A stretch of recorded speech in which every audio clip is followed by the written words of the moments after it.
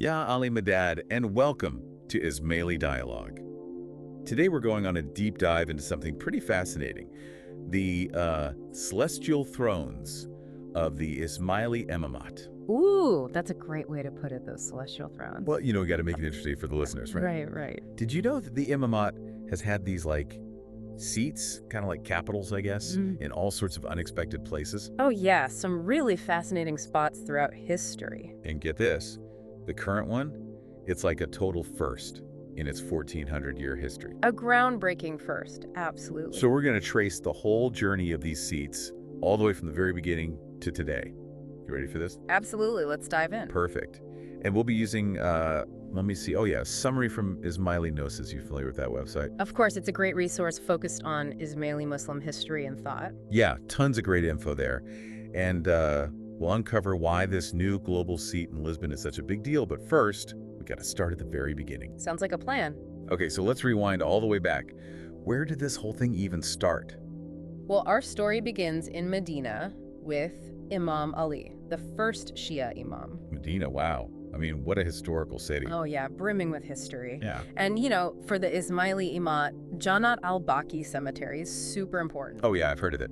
It's believed to be, the resting place of a bunch of early imams. I mean, it's pretty amazing to think that these early locations are still revered today. Yeah. After all these centuries. It really It is. speaks volumes about the Imamat's legacy, for sure. Mm.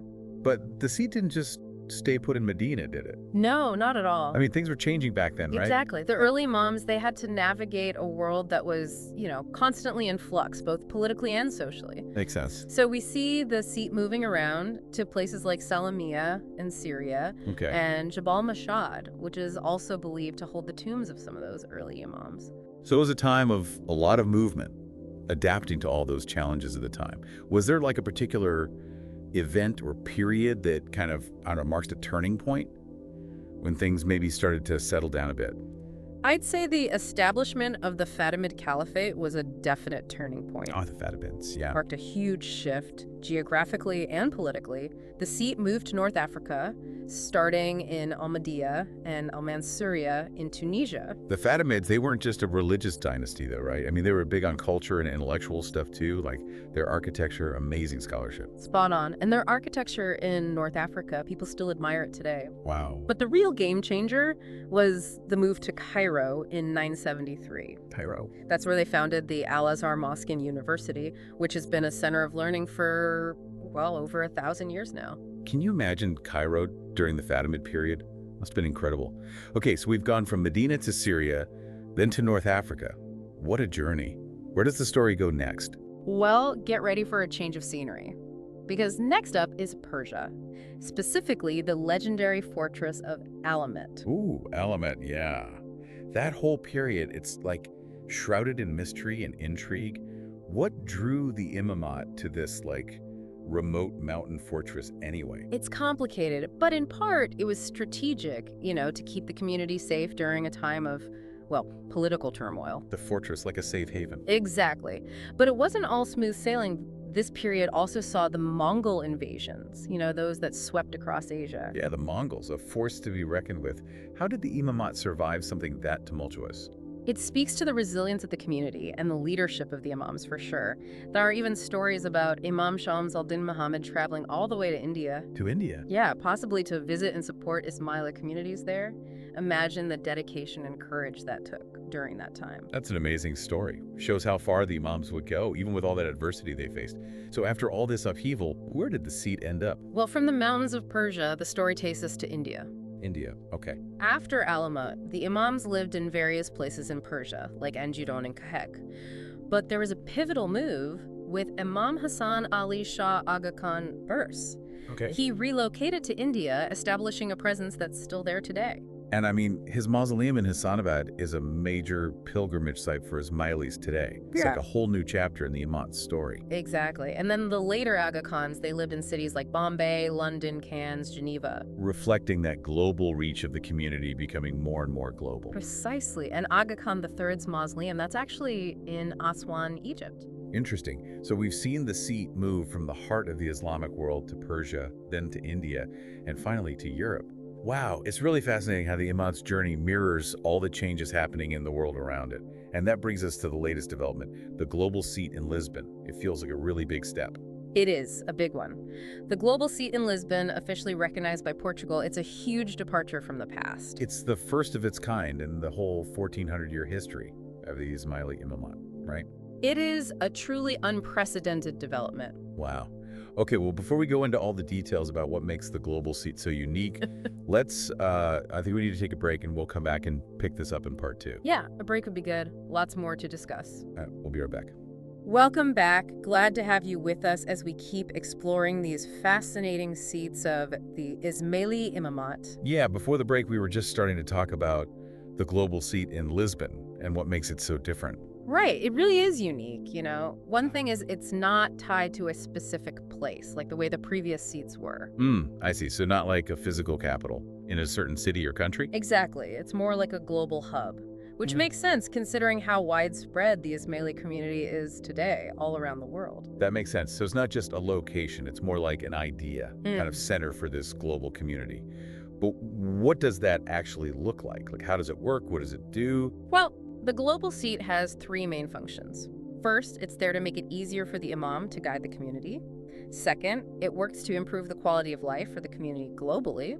And third, it's meant to boost international relations and cooperation. So it's not just symbolic, it's actually doing things, making an impact globally. It's a big change from those earlier seats, like that fortress at Alamut, tucked away in the mountains. It is a big change, yes. And this shift tells us something important about the Ismaili Imamat today. Remember how we talked about the legal manifestation earlier? Well, the global seat is kind of like the Imamat having a more official legal standing in the world now. So it's like the Imamat is taking a more public role, being part of global discussions, working with governments and organizations. What are some examples of that? Well, for one, the Imma is involved in international affairs in a way that wasn't really possible before.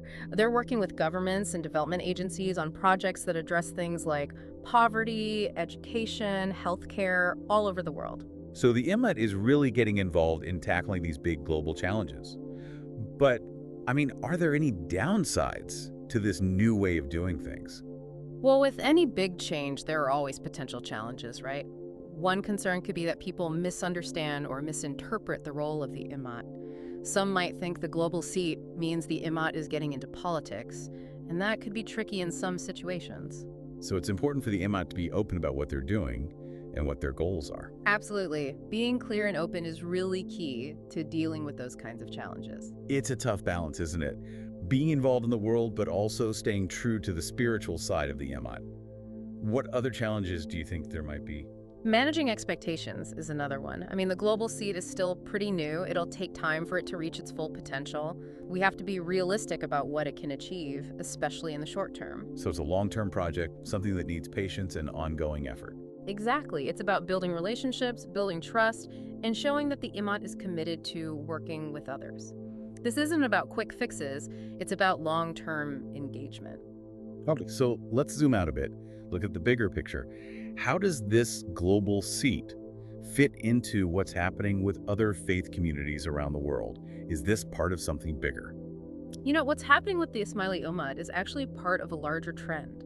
Faith communities are becoming more active in tackling global issues. Religious leaders and institutions are speaking up more. They're part of the conversation about things like development, peace, climate change, social justice. So it's like faith communities are realizing they have a duty to help solve the world's problems. That's right. And they're using their unique values, their networks, and their resources to try to make a difference. We're seeing more interfaith dialogues and collaborations than ever before, with religious leaders getting together to address common concerns. Like, for example, the Pope has been very vocal about the need to act on climate change, and many other religious leaders have joined him in that call. So it's not just individual faith communities working on their own, but actually working across religions, finding common ground and working together. That's really powerful. It is powerful, and this is where the idea of pluralism becomes really important. Pluralism isn't just about putting up with different beliefs, it's about engaging with those differences, trying to understand, and working together for everyone's benefit. The Ismaili Imamat, with their long history of promoting pluralism and interfaith dialogue, they're in a good position to contribute to this movement. It seems like the values of the Imamat are aligning with this bigger trend of cooperation and understanding. across different beliefs and cultures. That's pretty hopeful. But how does this connect to the individual listener? That's what we'll explore in part 3. Welcome back to our deep dive, looking at the celestial thrones of the Ismaili Imamat. We've come a long way, haven't we, from Medina all the way to Lisbon, seeing how these seats have changed along with the Iman itself. Yeah, quite a journey, and we've talked about how this global seat is part of something bigger, with faith communities becoming more involved in world affairs. Right, exactly. But, someone listening might be thinking, so what? What does this have to do with me? And that's what we'll talk about now in this last part. Whether you're Ismaili or not, this story about the Imamat seats, it has some insights that I think anyone can relate to. Definitely. One big takeaway is the importance of adapting. Throughout history, the Imamat has adapted to all kinds of changes, from those early days in Medina to the Fatimid Caliphate in Cairo, then Persia, India, and Europe. It really shows how resilient the Imamat is, how it's been able to evolve and change with the times. And what I find interesting is that it's always been about finding ways to serve the community, no matter what's going on in the world. That's a pretty powerful lesson for all of us. It is. I mean, the world we live in is constantly changing. Our ability to adapt, to be flexible, open to new ideas, it's essential. It's not about holding on to the past, it's about sticking to our values, but also embracing new possibilities. And speaking of embracing new possibilities, this global seat, it's a strong statement about global citizenship, don't you think? It acknowledges that the problems we're facing, like poverty, climate change, conflict, they're global problems that need global solutions. For sure. The Imamat, with its global community and commitment to pluralism and development, is stepping up to be part of solving these problems. It reminds us that we're all citizens of this world. We all have a responsibility to make things better. It's like a call to action for everyone to think beyond their own little bubble and consider how we're impacting the wider world. And that leads to another important point, the power of individual action. It's easy to feel overwhelmed by the scale of these global problems, but even small acts of kindness, compassion, service, those things can have a ripple effect, creating positive change. Yeah, the Ismaili tradition of service, it's all about compassion and generosity. It's a good example of how we don't have to wait for someone else to fix everything. We can all take action in our own ways to make a difference. And this brings us back to what the Imamat seats have represented throughout history, a commitment to spiritual guidance, serving humanity, making the world a better place. It's a message that goes beyond any specific time or place. It speaks to people of all faiths, all backgrounds. It reminds us that we're all connected, part of something bigger, and we all have a role to play in making a positive impact. So as we wrap up this deep dive, we want to leave you with a final thought. The global seat raises some interesting questions about the future of the Imamat, about its role in the world, and about how faith communities are engaging with the modern world. But more importantly, it makes us think about how each of us can contribute to building a better future for ourselves and future generations. Those are questions worth thinking about, worth discussing. As we keep learning and growing, let's try to live by those values of compassion, service, and understanding. Those are the values that have guided the Ismaili Imamat for over 1,400 years. Ya Ali Madad.